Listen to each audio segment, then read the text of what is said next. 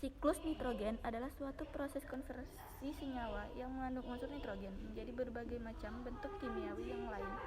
Transformasi ini dapat terjadi secara biologis maupun non-biologis. Beberapa proses penting pada siklus nitrogen antara lain fikasi nitrogen, mineralisasi, nitrifikasi, denitrifikasi.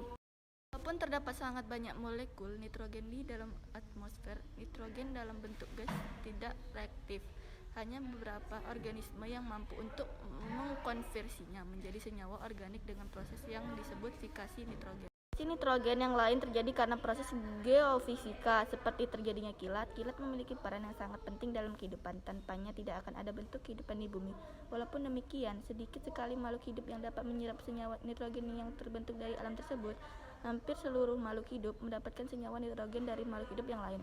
Oleh sebab itu, reaksi fikasi nitrogen sering disebut proses topping up atau fungsi penambahan pada tersedianya cadangan senyawa nitrogen.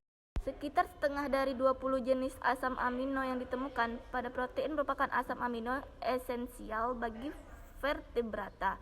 Artinya asam amino tersebut tidak dapat dihasilkan dari asupan nutrisi senyawa lain, sedangkan sisanya dapat disintesis dengan menggunakan beberapa bahan dasar nutrisi termasuk senyawa intermediat dari siklus asam sitrat.